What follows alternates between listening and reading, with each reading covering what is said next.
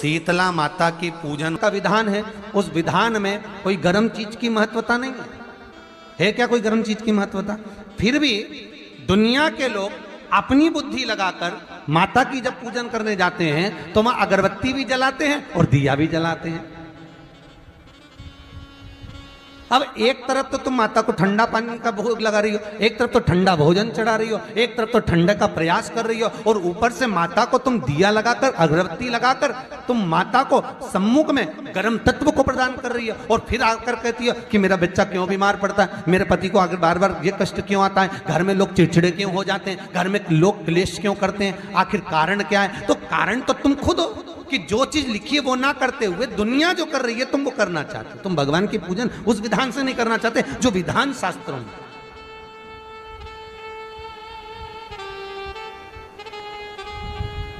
जो शास्त्रार्थ विधान कहता है। महाराज, शीतला माता की पूजन में कहीं ऐसा लिखा है कि तुम दिया लगाना, अगरबत्ती लगाना? शीतला माता की पूजन में लिखा है 1 लोटा पानी लेना, उस जल में पुष्प आदि लेकर माता को ठंडा भोजन का सुंदर भाव से माता का स्नान कराकर पूजन करना, अर्चना करना, कुंकू चावल रोली मोली जो चढ़ा सकते हो, चुनड़ी वस्त्र आदि जो चढ़ाना हो चढ़ाओ, पर यह नहीं लिखा कि तुम दिया भी लगाना कि अगरबत्ती भी लगाना, क्योंकि गर्म तत्व मत चाहिए माता। वो शीतल है, शीतला। और अगर तुम दिया लगा भी रहे हो, मान लो दिया अगर तुम लगा भी रहे हो तो उसके सम्मुख ना लगे, उससे दूर, बहुत दूर। शीतला माता की पूजन होती है ठंडे समय में, शीतल समय में। शीतला माता ने यह नहीं किया कि रोटी बना के उठो और थाली लेके लाइन में लग जाओ। तुम देखना शीतला माता की पूजन करने लोग जाते ना शीतला सप्तमी, शीतला अष्टमी पे, बस 11 बजे तक तो रोटी बनाती रहेगी, सामान बनाती रहेगी, 1-1.5 घंटा में ठंडा हुआ, 12:30 बजे उठ के सीधे लाइन में लग जाएगी, जल्दी से पूजन करके सो जाऊंगी, काम खत्म। शीतला माता ने भी सोच लिया बस तूने मुझे बेवकूफ बनाया, अब रुक जा तू। 11 बजे तक भोजन बनाया, 10 बजे तक भोजन बनाया, 1 बजे रात को लाइन में लग गई पूजन करने के लिए। 1 बजे रात को न जाने किसने पहला दी कि 1 बजे रात को लग जाओ लाइन में, सुबह तक पूजन करके अपने घर आ जाओ, फिर आराम से आके सो जाओ।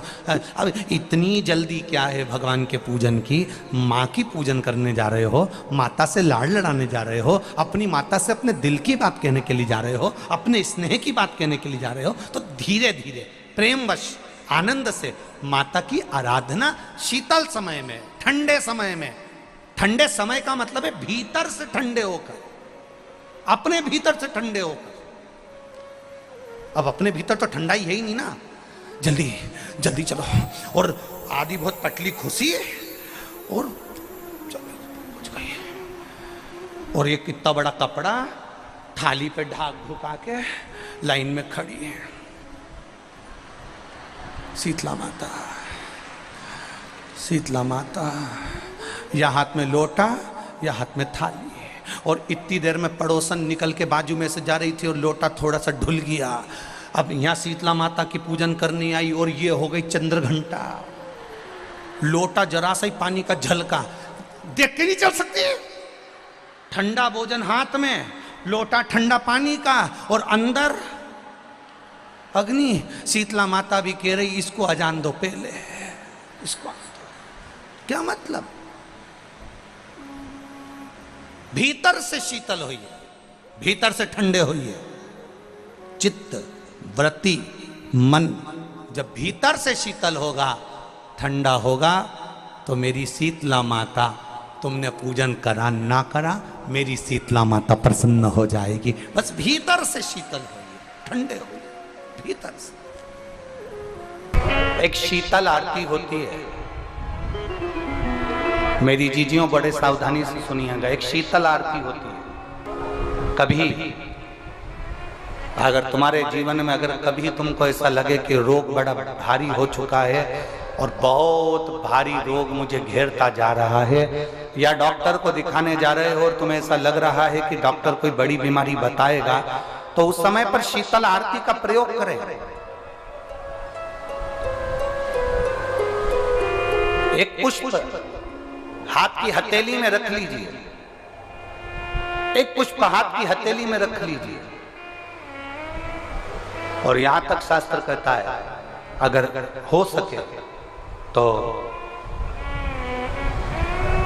आंकड़े का अगर पुष्प मिल जाए, तुम्हारे यहाँ क्या बोलते हैं उसको, मंदार का फूल, आंकड़े का फूल, अकौए का फूल, जो शंकर भगवान पे चढ़ता है, छोटा सा होता है, घुंघरू जैसा होता है वो, उसको तुम्हारे यहाँ क्या बोलते हैं हरियाणा में? आंख का ही पुष्प बोलते हैं। आंख का पुष्प मिल जाए तो ज्यादा अच्छा है।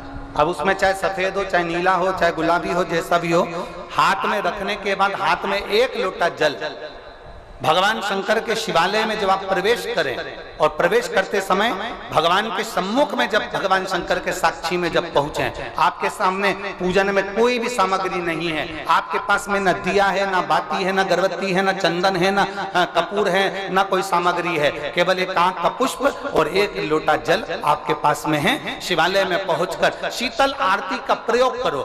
11 बार भगवान शंकर के 11 रुद्रों का स्मरण कर कर जब 11 बार शंकर के शिवलिंग के ऊपर से नीचे तक वो कलश को जब घुमाया जाता है, और घुमाने के बाद वो आग का जो पुष्प है वो अशोक सुंदरी वाली जगह पर समर्पित कर कर भगवान शंकर को जो जल चढ़ाया जाता है, जो जल समर्पित किया जाता है, डॉक्टर भले तुमसे कह रहा हो कि तुम्हें बड़ी बीमारी के चांस हैं, आप जाकर एक बार चेक कराना, तुम्हें वो बड़ी बीमारी निकलेगी ही नहीं, उस रोग से तुम मुक्त हो। इसको शीतल आरती का प्रयोग किया गया। ये शीतल आरती, इसको शीतल आरती कहा। शिव की प्राप्ति का, एक रोग से मुक्त होने का। अब आपसे कोई कहे कि ये शीतल आरती का प्रयोग सबसे पहले किसने करा, तो आपको ध्यान लगाना है इस प्रयोग को। सोमनाथ जी की कथा का स्मरण करिएगा, सोमेश्वर की कथा का स्मरण करिएगा। नीम के वृक्ष को स्वयं देवी का प्रतिबिंब माना जाता है। नीम के वृक्ष को स्वयं माता का प्रागट्य उत्सव माना जाता है। नीम के वृक्ष को स्वयं देवी का भाव वर्णित किया जाता है। और बहुत सुंदर बात है महाराज जी,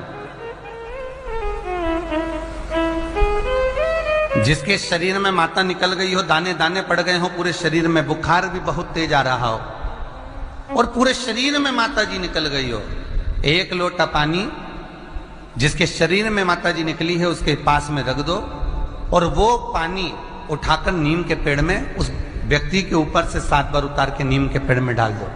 3 दिन के अंदर उसकी माता जो शरीर में निकली हुई है, दाने दाने पड़े हुए हैं, जो बुखार बहुत तेज आ रहा है, उसमें धीरे धीरे आराम मिलना प्रारंभ हो जाता है। यहां तक शास्त्र कहता है कि किसी व्यक्ति को अचानक बहुत तेज बीमार आ गया, बहुत तेज बुखार आ गया, या एकदम, हम तो यहां तक कहेंगे कि ये वायरस चल रहा है, महामारी चल रही है, और कंठ में भी आपको अगर जलन पड़ रही है, कंठ रुक रहा है, बुखार बहुत तेज आ रहा है, शरीर में ताप है, डॉक्टर को दिखाओ मना नहीं है, सब कुछ करो मना नहीं है, पर एक लोटा पानी अपने ऊपर से उतार कर 21 बार नीम के पेड़ में ले जाकर नाम गोत्र बोलकर डाल दीजिए, और नीम के पेड़ के नीचे की मिट्टी को अपने कंठ पर लगा लीजिए। 20 से 25 मिनट बाद आपको आराम लगना प्रारंभ हो जाएगा। ये उमा देवी है। जगह की मिट्टी काया के रोग को ठीक कर देती है महाराज। अगर किसी व्यक्ति को चर्म रोग हो गया, कुष्ठ रोग हो गया, चमड़ी सफेद पड़ गई, रोग समाप्त नहीं हो रहा, बढ़ते जा रहा है, औषधियां आपने बहुत कर ली, तो 3 जगह की मिट्टी आपको फल प्रदान करेगी। पहला, सूर्य कुंड की मिट्टी। स्कंद पुराण सूर्य कुंड कहां पर है, तो कहा दतिया और झांसी के बीच में सूर्य कुंड निवास करता है। उस सूर्य कुंड की मिट्टी को लाकर जिस व्यक्ति को कुष्ठ रोग हो गया हो, शरीर की चमड़ी सफेद पड़ गई हो, स्कंद पुराण कहती है सूर्य कुंड की मृदा लगा लेने से 5 से 7 दिन में रोग समाप्त होने लगता है महाराज। पर सूर्य को सर्वाधिक प्रियता क्या,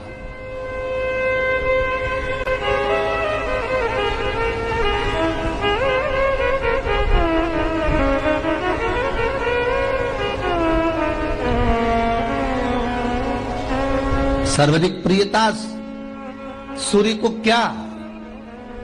क्योंकि सूर्य तपता है, तो उस तपन को मिटाने के लिए सूर्य देवता के शरीर पर गाय का घृत मला जाता।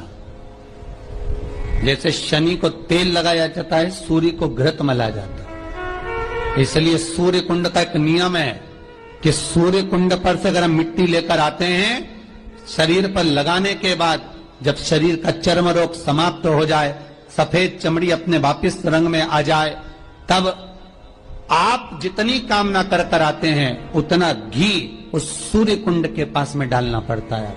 1 किलो, 2 किलो, आधा किलो, 250 ग्राम, 25 ग्राम, 50 ग्राम, जो आपने कामना करी है उतना चढ़ाना पड़ता। पर वो घी गाय का होना चाहिए,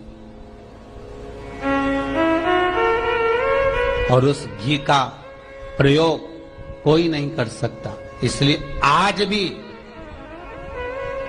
स्कंद पुराण में तो केवल सूर्य कुंड का वर्णन है, घृत का वर्णन है, पर स्थान आज भी झांसी और दतिया के बीच में जो सूर्य कुंड विराजमान है, आज भी वहां पर कुंड के पास में एक घी का कुआं है जिसमें घी डाला जाता है, पर उस घी का प्रयोग कोई दुनिया का व्यक्ति नहीं कर सकता। जो करता है वो शरीर में फपोले पड़ जाते हैं और बाद में सड़कर मर जाता है।